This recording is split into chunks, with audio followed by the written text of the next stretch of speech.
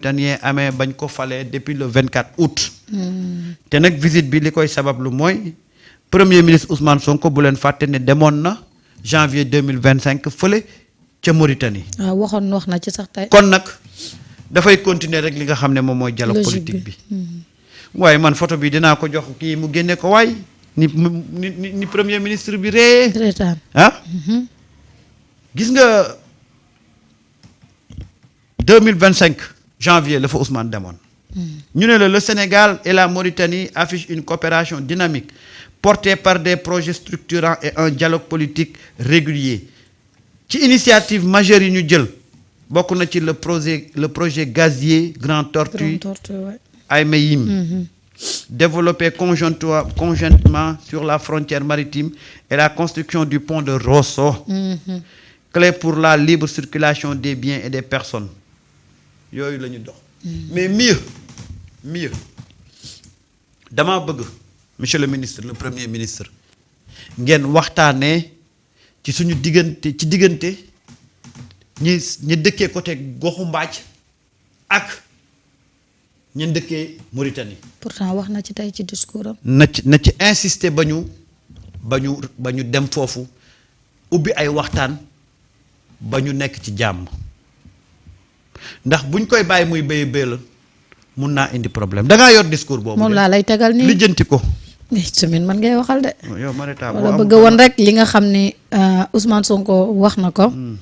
d'accord nee na. amutoon ma créé la waaw waxal li mu wax ñu daal di koy faram-fàcce fii waaw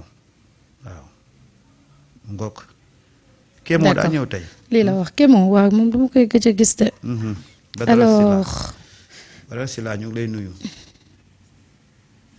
maa ngi jéggalu de. non amul problème loo def tey gars yi baal nañ la ko waaye man mii de wax neexul de. lii da wax neexul de lii da la wax. Mauritanie, cher ami et frère Mokhtar Ould Ndiaye, messieurs les ministres, directeurs généraux, membres de la délégation, monsieur le Premier ministre, messieurs les membres du gouvernement du Sénégal, tous chers collaborateurs, c'est avec beaucoup de satisfaction que nous accueillons aujourd'hui le Premier ministre de la République sœur de Mauritanie.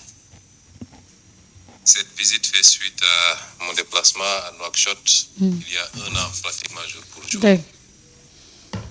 Visite qui nous avait permis de poser les jalons d'un raffermissement de la coopération entre nos deux États et entre nos deux peuples.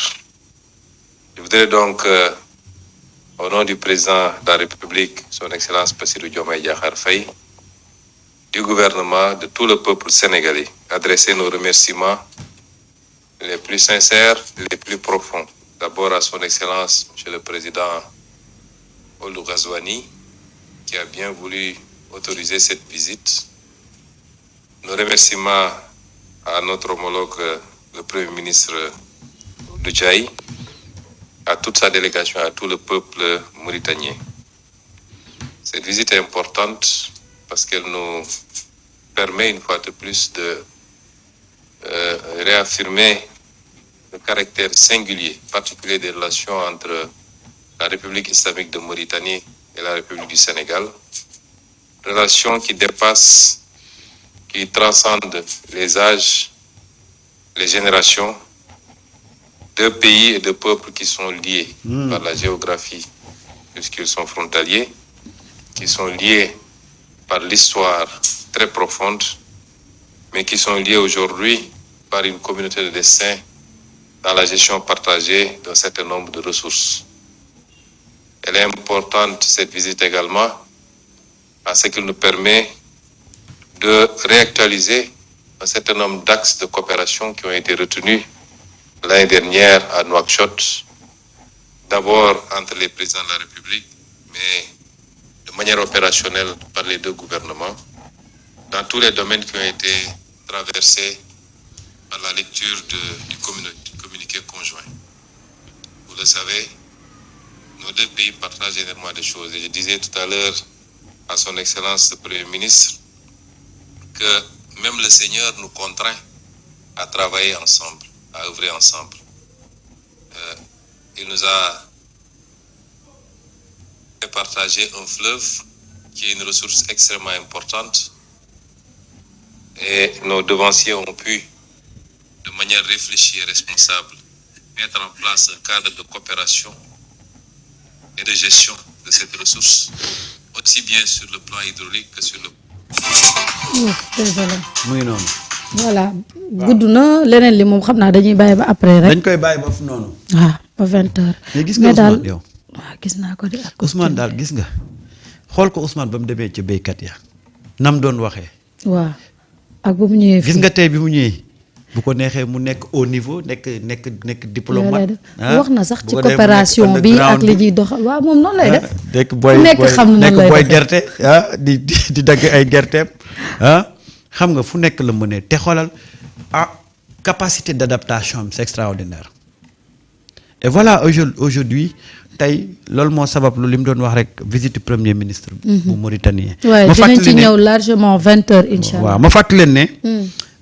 suba.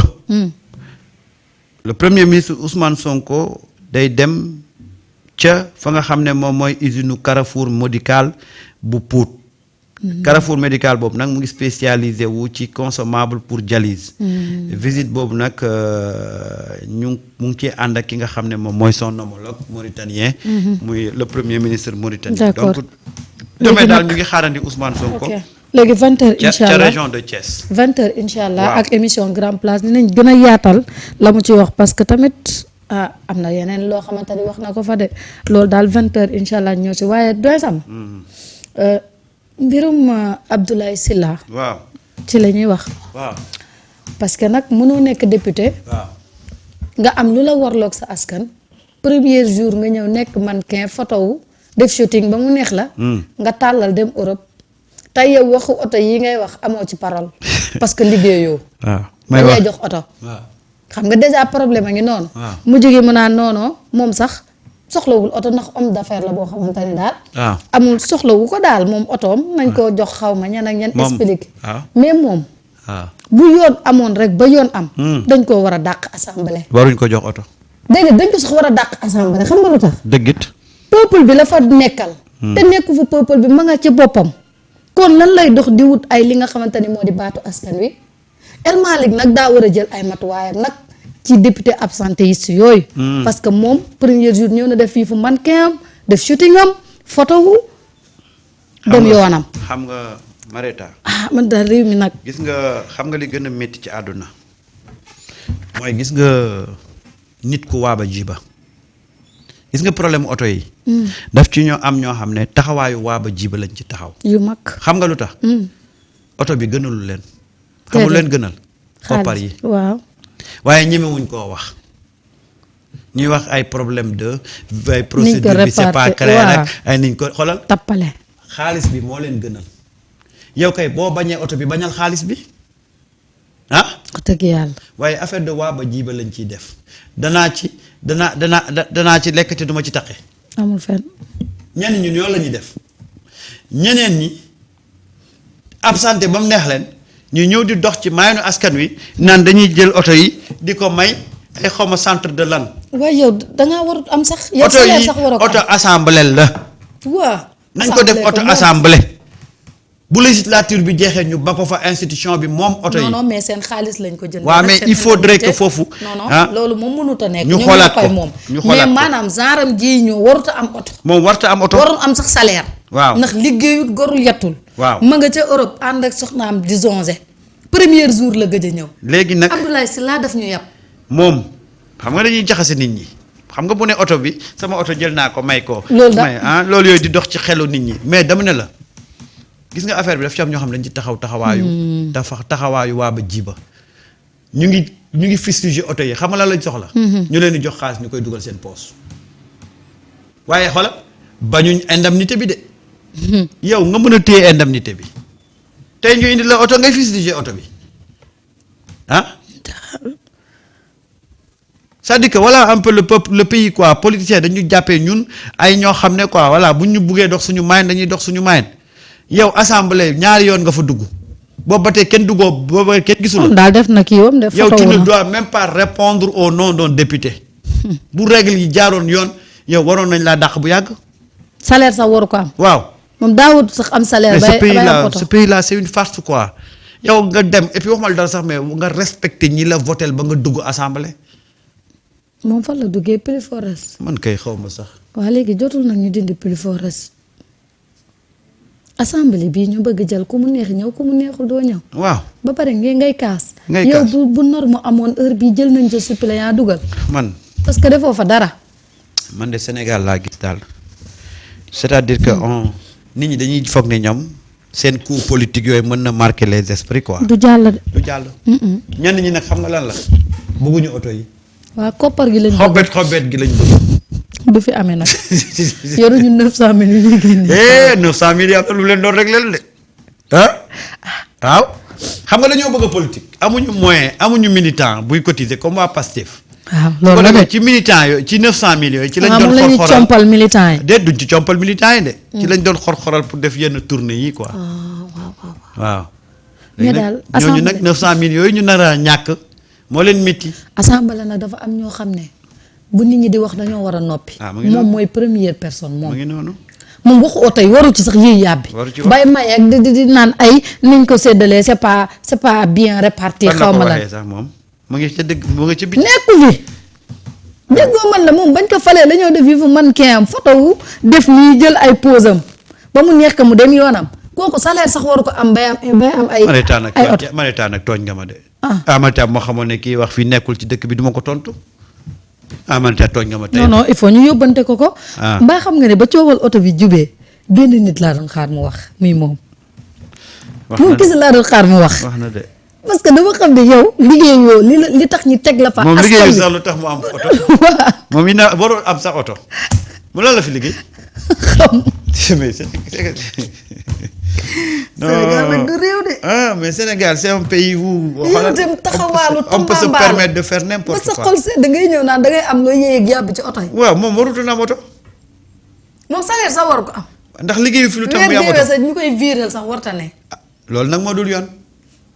moo tax assemblée nag il faut on vous attend sur des réformes comme ça. waaw. man de damaa jaaxle. il faut vraiment réformer en profondeur parce que nag li dafa yomb. yow ba législature bi commencé ba tey yow ñaata yoon nga ñëw assemblée. man de benn yoon laa gis ba muy photo xaw ma nag bu ñëwaatee ci diggante bi. mais kenn gisu ko. bu dee benn yoon ñaari yoon ca la yam. waaw. boobu ba léegi. yow ngay jot sa salaire. ba léegi waaye marathon budgétaire bi sax ñëwut de daa mel. ñëwul. way samb nag. kooku warul am salaire. salaire sax waru ko am. lii nag mooy toog muy dox dëgg nag. waaw lii mooy toog muy dox. li mooy toog muy dox. instant bi de mi ngi moom koy toogul muy dox daa tëdd muy naaw. waaw. tëdd muy naaw ndax mu ngi ca Europe tëdd. c'est-à-dire que assemblée nag war nañoo nag gis nga bu ngeen bëggee am assemblée de rupture. waaw vous ne pouvez pas maintenir les mêmes pratiques. loolu mënul nekk. il faut changer il faut que ñu def li ñuy wax véritable rupture. waaw soo toogee un certain nombre de temps te dara jotu la du sa coobare bànnee bopp.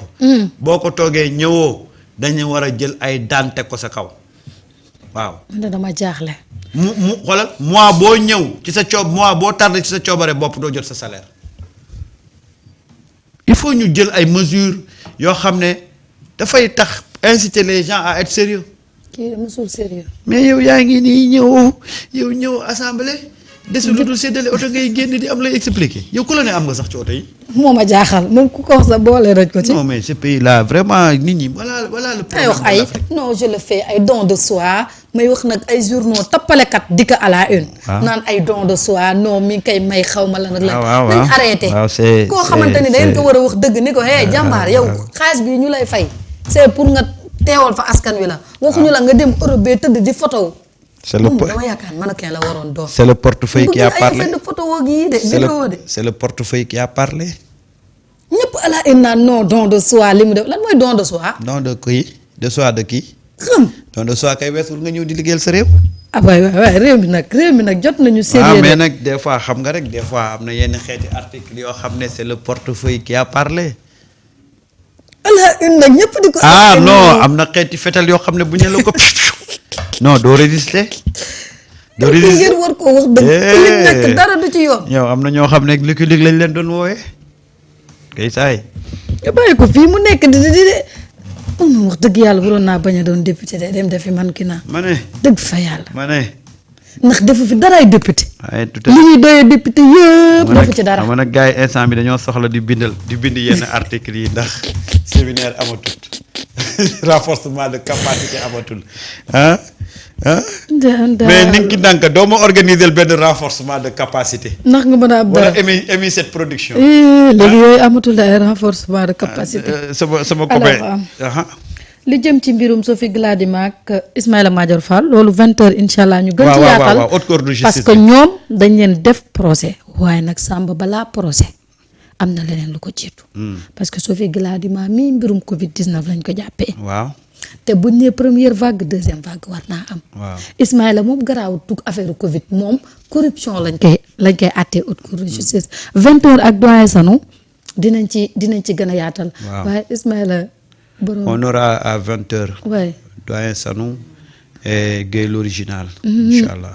Inch'Allah. waaye yow nga loolu tam dinañ ci wax parce que itam Ismaïla moom it corruption bi ñu ko toppeek la mu jël diplomatiquement xaw ma gracieusement rendre que diplomatiquement loolu yëpp borosé ba dinañu leeral. mais le tailleur de la République. muy noonu mais 20h aussi Marieta.